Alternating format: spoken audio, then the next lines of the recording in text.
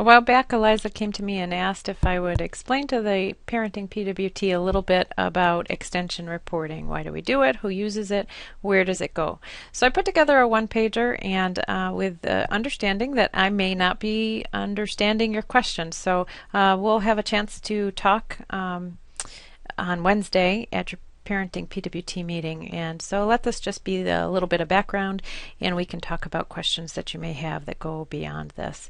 So the first question is extension reporting. Why do we do it?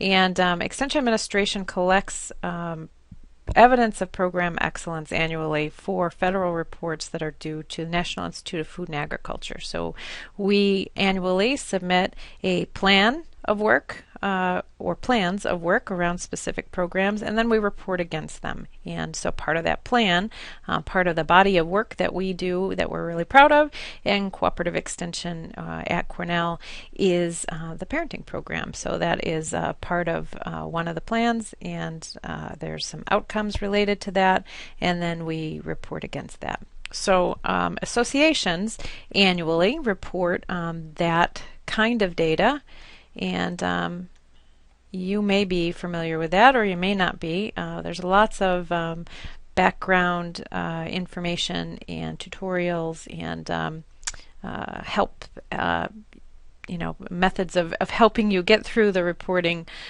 season. So if you have questions about how that process works, there's lots of ways to help you with all of that.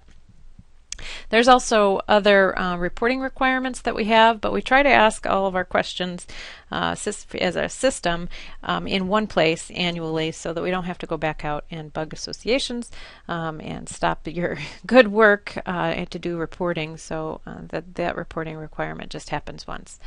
We collect 3 levels of data, and we, meaning associations, collect data around media efforts, and those are big numbers. That's the biggest portion of this triangle.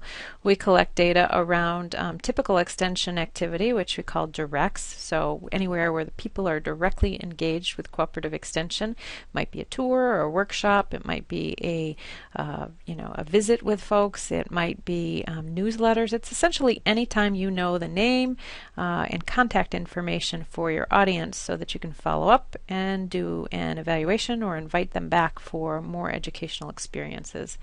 And then we collect data around the educational impacts or outcomes. And so we have 2 parenting outcomes that we collect data around, and I believe that the Parenting PWT has been involved in shaping those outcomes. Know that they are fluid, so if we want to, we need to change the way that those outcomes are framed. We certainly can do that. Any of this, the dots should be connected between the plan, the report, and the real work that's happening within cooperative extension. So that's an invitation. All right, so also on this one pager, just a little bit of a connection here to some of the other work that happens within cooperative extension. We have county association work, we also have regional ag team work, and the data that we're just talking about all gets collected and put into the program development and reporting tools. So if you got this one pager, that's a hot link. It's probably also familiar to you. If you work within an association, it's part of the business systems. And there's lots of help also on the program reporting webpage, so there's a link there as well. And those reports are due annually the end of November. Okay. For staff and faculty who are PIs for extension projects, they complete reporting annually in something that in a application in business systems we fondly call it Slipper. Makes it sound nice and cozy, but it's the Smith-Lever project reporting tool. And just like associations are asked to report on results based on the plan, our PIs are asked to report on results based on the funding application that they have submitted. And of course our program work teams also do a report. This one is very, very simple, just asking about the activities of the PWT, and that's also available through the business systems, but this one is through the organizational report. Okay. So we use this data all the time. So for the NIFA report, there's a Department of Education requests data annually. Cornell collects data regularly, and sometimes folks around here or in counties or in PWTs ask for a report on how we're doing as a system, or how a particular program effort is doing, or what educators are involved in particular program efforts. And we have a big system with lots of big data, and I can help you to narrow down some of your questions and get at a picture of what we might be able to answer from the data that we have. So just remember that. And I think Eliza has, I think we've communicated before about program staff that have parenting as a responsibility, because that data around program staff is also collected. All right, so briefly, I'm just going to look at the business systems with you. So I mentioned a couple of things. The PWT reports through the organizational report, and so PWT co-chairs will get links and requests for that information directly, and that report's not due until middle of January. Smith-Lever report is in this green programs. I clicked on that green programs button. Smith-Lever report is available there for PIs, and associations and regional teams report through the program development and reporting tool. And like I said, there are many different trainings available. I have virtual office hours beginning middle of September and running through the end of November. So I'm very accessible to help you think through your reporting questions. And reporting can be done any time of the year. We call this reporting season just because there's a deadline, and we know that some people, work better, a little better under pressure. Other associations require that their staff report monthly or quarterly, so that data can be used for stakeholder reports. But it kind of depends on what association you work in.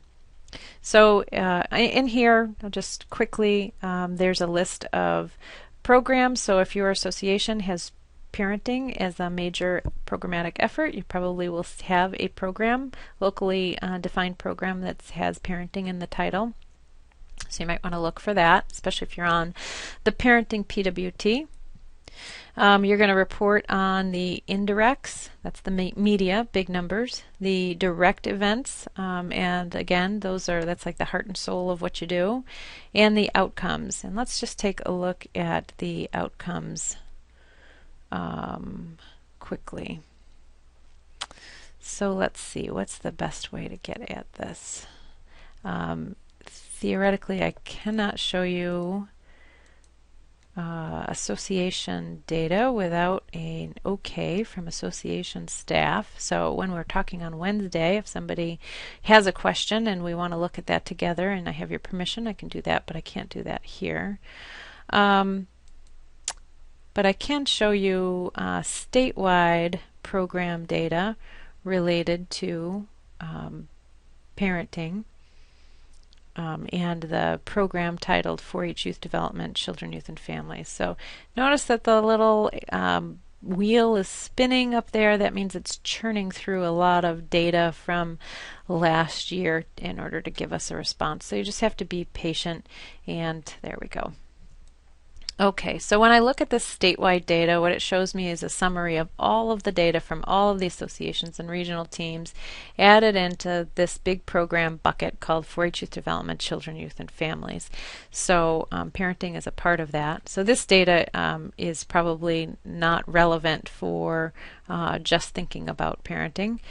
You're a portion of all that, but lots of 4-H data in there as well. But what I wanted to point out is the parenting outcomes that are here. So this represents the numbers put in across associations last year. It represents the 2 outcomes that we have listed in our plan of work for parenting. And as I mentioned before, if those are not the questions that we should be asking across the system for parenting, then perhaps we should change the questions. So that's completely up to you guys. And if you want to look deeper into who are the associations that are putting numbers in for parenting, and I mean, actually, if we compare notes, you may have a different list than we have for those putting in parenting activities. And if we have some additional people, that might be helpful for you to know, and vice versa. So that's good information for you to know. So that's all I'm going to go over. Oh, actually, one more thing, and that is success stories. It might be helpful for you to search success stories once in a while. And success stories you can search across the system. And if we looked for, you can look for program, specific areas within the plan of work. So if we looked for parenting, you can see there were 10 stories that matched our search parameters, including one that's a faulty, giving a faulty result, and another that's very 4-H-y, but the rest probably have some connections to the parenting work that you're doing. So that might be useful for you to know. So that's all I'm going to go through right now. I look forward to talking to you on Wednesday. If you have questions before Wednesday and might want to get something to me ahead to think about, please send it to Celeste Carmichael, CJC17 @cornell.edu. Thanks so much.